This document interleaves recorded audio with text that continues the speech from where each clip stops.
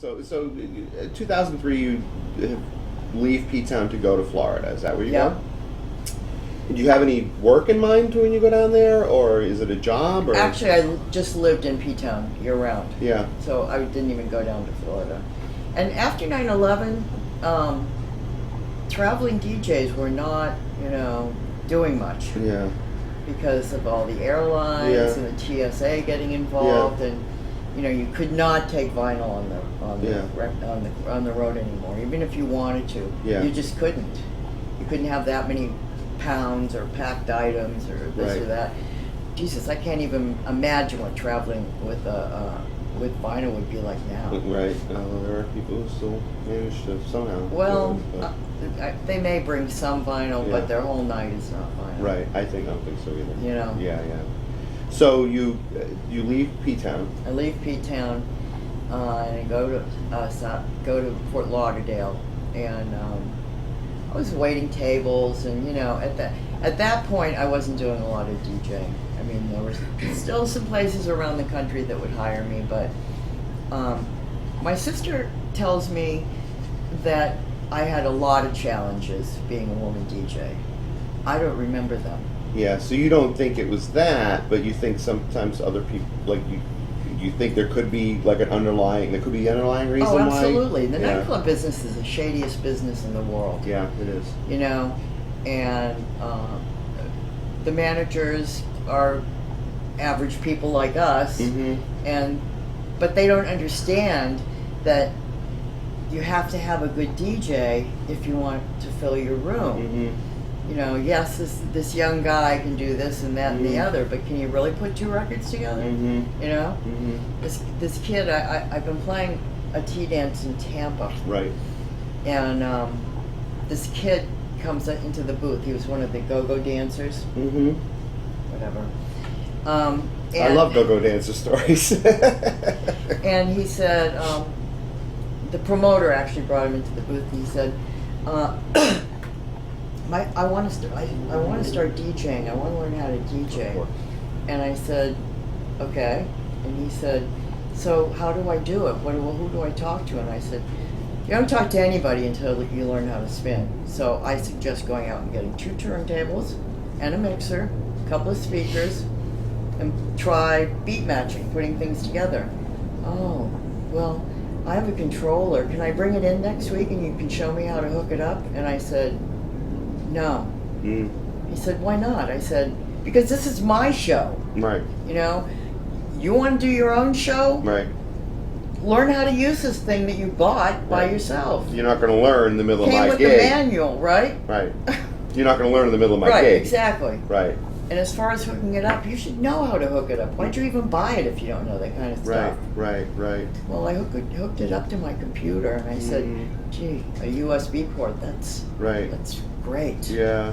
You did a good job with that one. So you feel like your experience is, but people must still value your experience. Well, they do. You can tell. Yeah. An experienced DJ versus an... I always do gay days at the Bear Pool. Uh-huh. And these guys are so gracious, you know? Yeah. And thank you so much for playing such great music this afternoon, Yeah. I love the Bear Pool. I love the Bears. Yeah. And, once Kiss 108 went on the air, people like Sonny Joe White and Vinnie Peruzzi. We can't forget Vinnie Peruzzi. Yeah. Why don't you talk about Vinnie if you want for a little while? Because he's come up a few times, but I never really got to know him, and he seems like such a beloved figure. The sweetest, nicest man on the earth. Yeah. My very first radio job was at a station called WNTN. I thought so. Siri wants Shut to up, know. Siri, shut up. WNTN? WNTN in Newton. It was in somebody's house. Okay.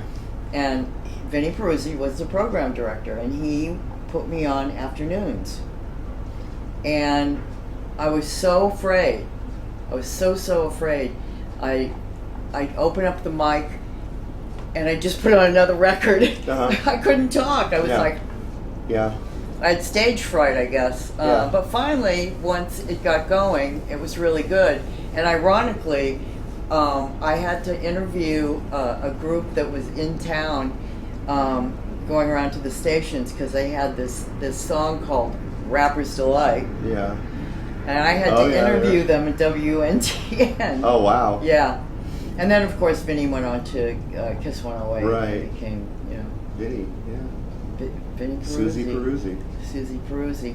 He and Sonny, God, They did a lot for the city, right? They did a lot, especially musically. Sure. WILD was the best radio station. Yeah. With Lark Logan. Right. Sonny Joe White. Yeah. Yeah. I just sort of met Lark for the first time at the thing in Vincent's at Randolph when Oh, really? Stephen Burke played for the first time in years.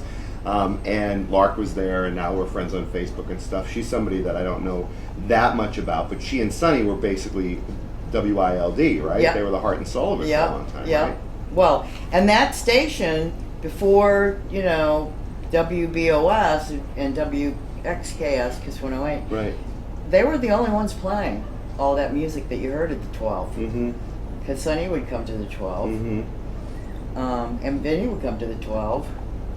Right. And then they would play it on the radio. Then they would play it on the radio. And this has been covered many times before, but the polarity is completely reversed now. People come to the club now wanting to hear what they hear on the radio. Yeah. Whereas it used to be that they would go to the club and hear things that they didn't hear Right. until later on the radio. Yes, exactly. And the songs would break in the club and then get put on the radio. And that's when, they wanted to hear everything they heard on the radio. And I remember the DJs were like, oh, really? Yeah. Did you feel it constricting at a certain point? Did you feel like people only wanted to hear things they knew really well? Yep. And any chance of playing a new record kind of went out the window at a certain point? Well, you could always try it. Yeah. It had to be really good, though. Yeah. You had to think about your crowd and what your night was going to be like, and you had to present this song at a certain, good time. Right. Radio made it very hard for the nightclub DJs. Right. Really so it hard. started out as a partnership with people like Sonny and Vinnie, but then eventually the power dynamic shifted. Exactly. Yeah. So. But, and I worked at a club where Kiss 108 had all of their anniversary parties and everything. The very first AIDS benefit was at the Metro. Pointer Sisters, the Go-Go's. The Cars were asked to play, but they refused to play because it wasn't a benefit for the gay disease. Yeah, this was early on. I hated the Cars ever since then. Yeah, interesting. Really? So. It's like, guys, you should shoot yourself in the foot. Right. So also, that's something else we've talked about a few times too, is how AIDS sort of impacted nightlife in that period. And you must have seen firsthand the devastation. Yeah. I saw my dance floor diminishing. Yeah. And it wasn't because they were going somewhere else. It was that they died. Right. Or were sick. Yeah. Yeah, it had a great impact on the nightclub business. Right. But that it never entirely recovered from, right? Which it never entirely recovered from. Well, now, you DJ, you see not as many people go out as used to, No. And back in the day, like I said, they'd be lined up all along Lansdowne Street, up to Brookline Avenue, Yeah. Well, it's hard because, it was so exciting and new then, right? We've had 4 decades of it now, so the newness of it obviously wore off to some degree. People don't have to go to clubs to get a sense of their validation of their identity anymore. Right. Like they used to. Yeah. And this has always been the long-standing thing about assimilation and all that stuff, with it. As great as the progress has been, it's reduced the need for some of those sacred spaces for a lot of people. Exactly. So it's hard to convince people that those spaces can still be sacred for a reason. Yes. That has nothing to do with, acceptance or any of that stuff. So that's the trick now. I think is trying to convince people that the necessity of those spaces. Right. But you've been playing in Florida. You just did a tea down there recently, right? I do a tea about 3 times a month at a place called District. Yeah. And it hasn't taken off the ground yet because he's only been advertising it on Facebook. It's not enough. So you gotta. I said to him, you gotta get in the rags. How big is the place? It's pretty good size. There are 3 separate rooms. The first room is like they call it the lobby bar, and that's where the coat room would be if they had a coat room. Yeah. And then a bar, Yeah. and then the next set of double doors goes into the room that I play in, which is really pretty big. Yeah. Maybe as big as I don't know, maybe half the size of Metro. Okay. Just not as tall, but I mean floor space. And what time is the tea from? From 6 to midnight. Oh, so it's a relatively late tea. Yeah. It starts late, runs a little late. And they'll close early. I mean, if we haven't gotten enough people in the door at by 9 o'clock, you know, they'll close at 10:30. Yeah. And Is I'll there a still cover- get paid. But Is there a cover charge No. or anything?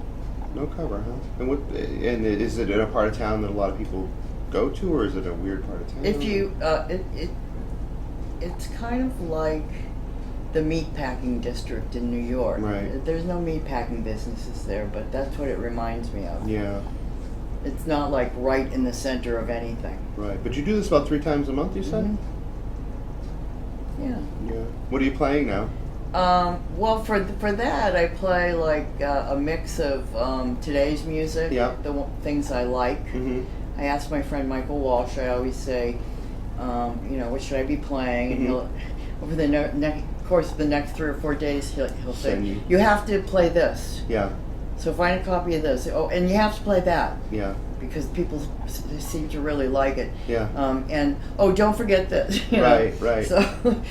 How do you find playing new music versus older music in terms of like sound quality, especially if you're doing it all digital now, right? Yeah, well, CDs. Yeah. So how do you manage like the differences? And I mean, I've always found the most interesting part about playing older music versus new when I do tea dance is that the production values are so different. Yeah.